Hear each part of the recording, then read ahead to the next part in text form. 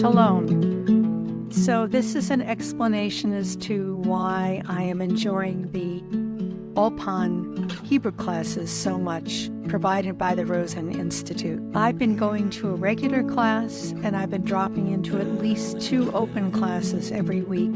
So I've had quite a variety of instructors. And one of the things that's so obvious to me is that even though their styles are different, they are all really excellent. Quality of instruction is very good. They're very tolerant of every mistake you can possibly make. And also that the instructors are very supportive. Everybody wants you to achieve, to improve. And the administrative people are very easy to access. These people know what they're doing, and it makes me enthusiastic to learn as much as I can.